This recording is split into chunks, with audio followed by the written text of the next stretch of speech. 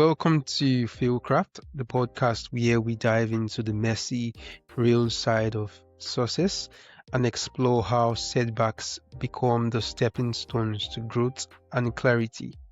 Today's guest is known as the No Money Millionaire, David Webb. He went from being broke, facing adversity, and seeing failure as a constant backdrop to building a multi-million dollar real estate portfolio, all without using his own money. He teaches everyday people how to break limiting beliefs, master their mindset, and leverage creative strategies to achieve financial freedom.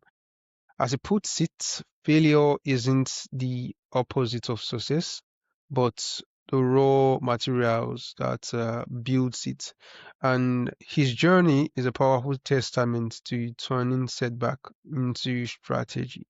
So, David, welcome to the show. It's an honor to have you here today, sir. Thank you very much. Thanks for having me. All right, so quickly, let's dive into it. Your story is incredibly compelling. So, the no money millionaire who built a portfolio from nothing. Your message mentioned failing more times than you could count before your turning point.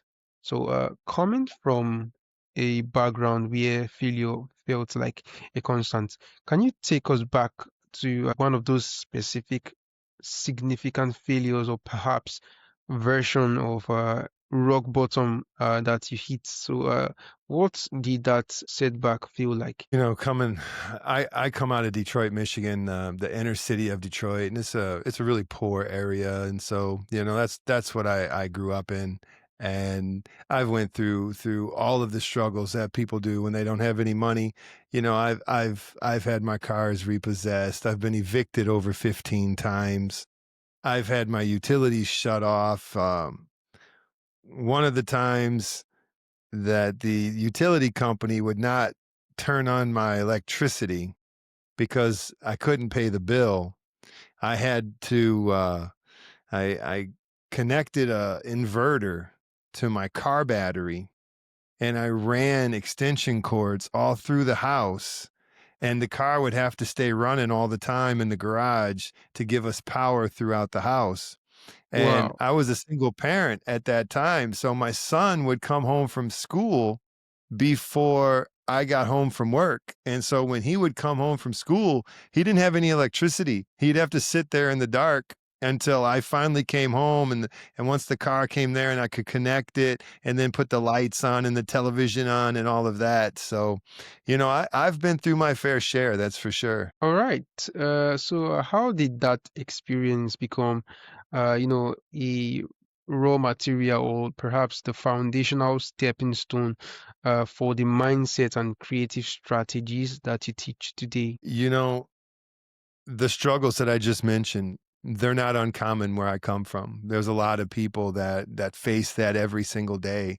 And I just didn't want to accept that as being what my life was going to be like and continue to be like. I had to set out to figure out and make the changes that would be able to get me to excel, to prosper, to not have to go through those struggles and not want my son, not wanting to teach my son better that he didn't have to face those same struggles as well. So they were definitely some very firm building blocks or motivators to get me to prevent that from happening any further. All right. So, what did being broke and feeling like there's no way out actually feel on a daily basis during that time? You know,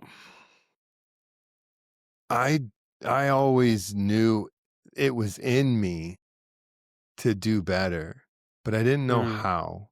I didn't have any role models. Where I came from, where I grew up in Detroit, I didn't know anybody that owned property. I didn't know anybody that was prospering. You saw, the kids or my peers, you would see their parents, and their parents were doing the same struggles, and it just seemed like a repetitive cycle where I came from. It was like what the destiny was for all of us growing up. We were just going to continue with that cycle.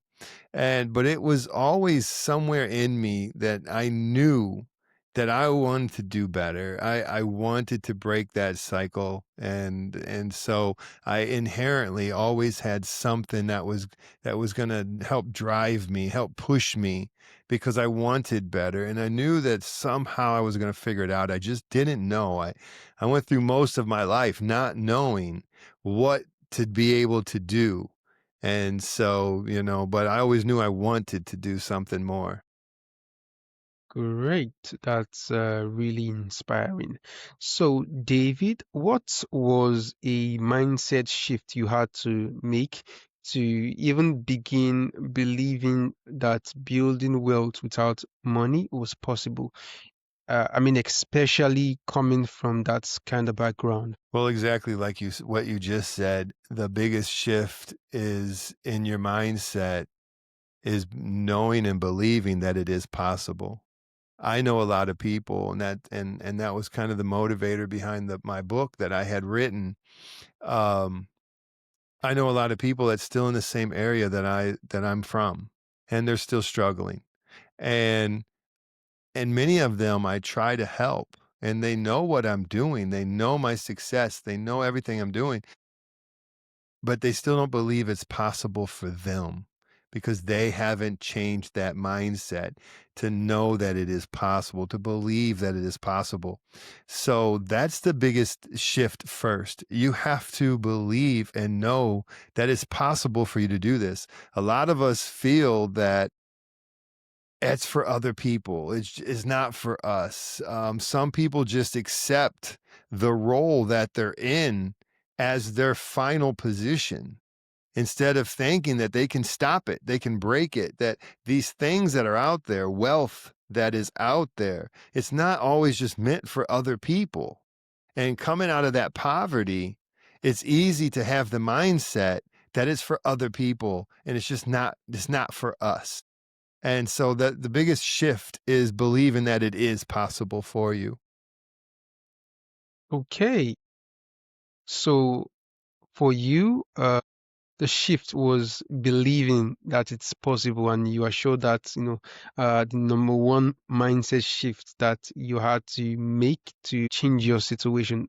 And also there are others like you used to be that you've tried to help now, and they now know what you do, but still are unable to make that mindset shift. So, is it that the mindset shift is kind of harder for other people to do? Is there any way to help those who are still having that limiting belief that it's just not possible for them to change that mindset to start believing that it's possible?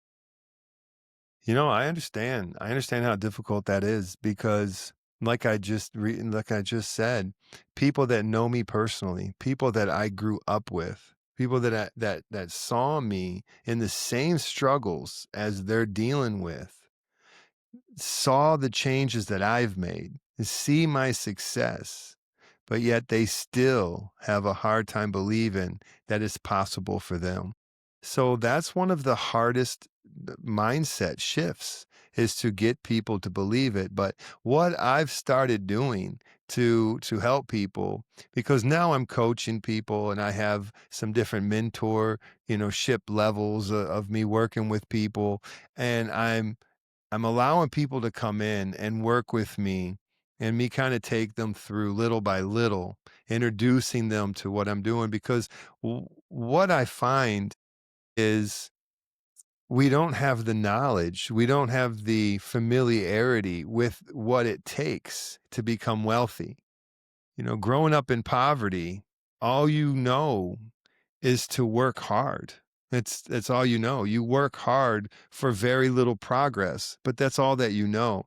And so building wealth, using passive income, doing these things that I teach in my book, that's unfamiliar. And so people have a hard time being comfortable in things that are unfamiliar. So you've got to break them in and introduce them little by little so they can build that familiarity and get more comfortable with what they're doing. And that's what I try to do with people now. Great. All right. So, David, your message stated how you saw failure as fuel and how losing everything became your greatest competitive advantage. Can you unpack that? I mean, how does failure practically becomes fuel for someone? I had achieved a semi level of success I felt at the time. Like I said, coming from poverty, I had purchased a home, I had a Mm-hmm. couple new cars, I had a Yeah, decent income. I had achieved some things that gave me a feeling of some success. sure. Well, I lost all those. I lost the home, my cars were repossessed. I ended up having to live back with my mother, and that Th I made a promise to myself that I wasn't gonna let that happen again, and, so that was a big driving factor of having to get me on the path of figuring it out. What is gonna help me get to the higher levels of success so that I didn't have to face failure like I just did and living back with my mother while I was raising my son, and my son's looking at me, and here I am now. We had a nice home, we had nice cars. I went to a point where my friend had to lend me an automobile so that I could even have a car. So, I was down back at the bottom, and I had to figure it out. And at poverty level, at that level of struggle, obtaining just those standard pieces, obtaining a car, getting your home again, those are difficult pieces to get. And so I that was a big push for me to give me the determination that I was going to make sure that never happened to me again. All right. So, say a scenario where it actually happens again and you lost everything today and had to start all over from zero. What steps would you take to rebuild? Can you walk us through that? That's a good question. And, I just released a video on this exact question. So, my latest video that I just put out was, if I had to start from zero today, what would be the first 5 steps that I would do? And so now I know exactly what to do now. And this is what I advise everybody to do that wants to get started. So, the very first step you have to do is and this is for real estate. So that's my area of expertise. This is my zone.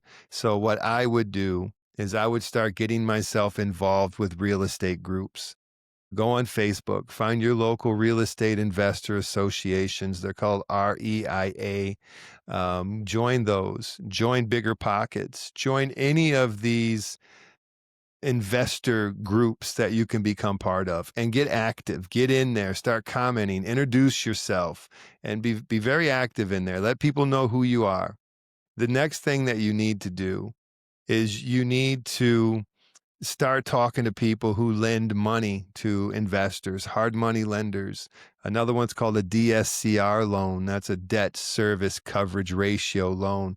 Uh, Reach out to them, call them, introduce yourself. Let them know, ask them, what do you need from me to be able to fund me on one of these deals? Find out exactly what they need. And then the next thing, get out into your local business groups, meetups, your chambers of commerce, other little meetup business groups, investor groups. Get out there and start meeting those people as well. And being in those 3 different areas. And I cut it short. There's 5, but another one is to put a little bio about yourself, create like somewhat of a resume, but I call it a little credibility sheet, and tell people who you are, what you're looking for.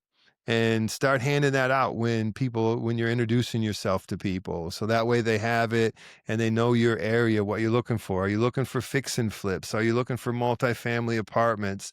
What it is exactly what you're looking for. So, and then the fifth part is to get out there and actually start finding deals. Look for seller finance. Look for, fix and flips, value add opportunities in Craigslist.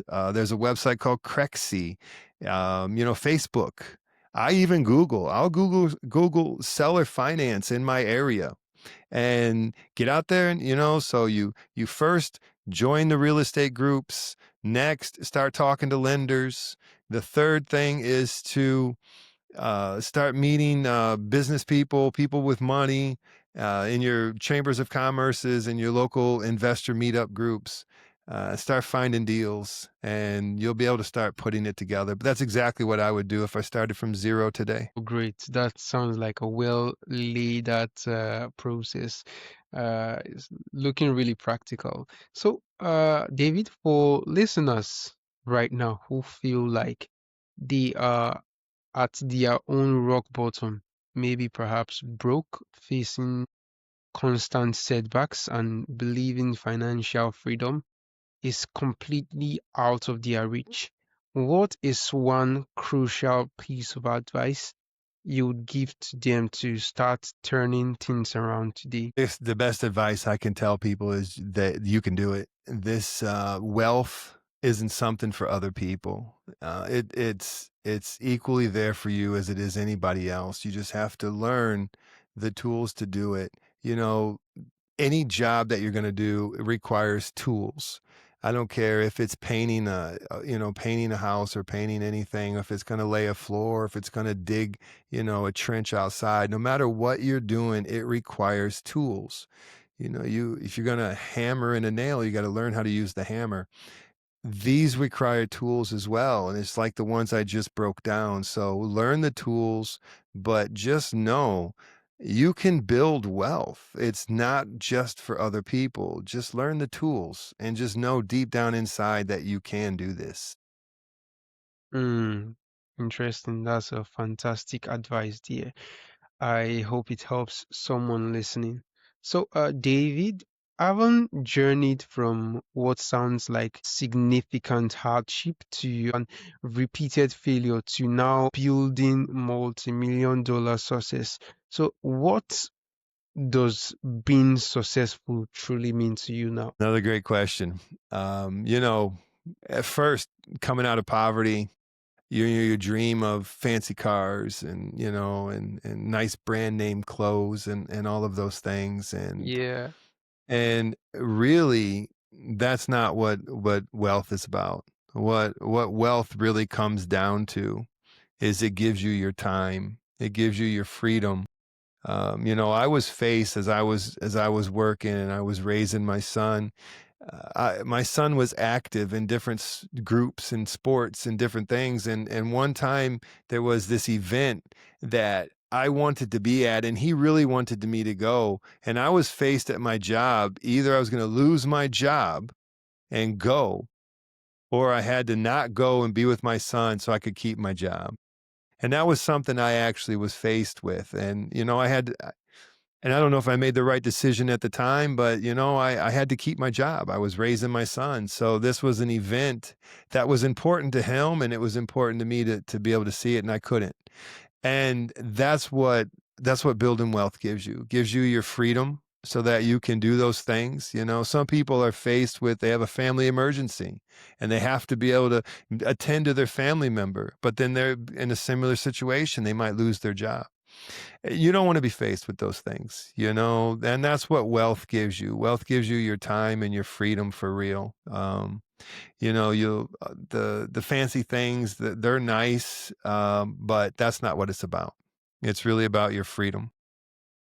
Great. That was a really interesting one there.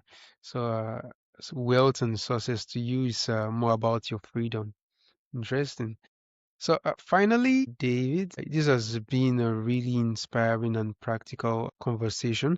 So, for listeners who want to learn more about the No Money Millionaire strategies, perhaps get your online resources and follow your work. So, where's the best place for them to go? Well, for any of your listeners, for a short period of time, I have my book, The No Money Millionaire: How to Build Wealth Through Real Estate Without Using Any of Your Own Money. That's available for free right now to any of your listeners through my website. They can go down, they can go to the nomoneymillionaire.com and they can download the free book. But you can Google No Money Millionaire and you'll find me. That's my Facebook, that's my YouTube, my podcast is No Money Millionaire. So you Google No Money Millionaire, you'll be able to find me. But don't forget, go to nomoneymillionaire.com. You can get your free copy of this book right here. This is everything that I used to do what I do today, and I still do. This is exactly what I do today when I buy properties. Great. So, it's been a really inspiring conversation, and Thank you. it's an honor to have you on the show today.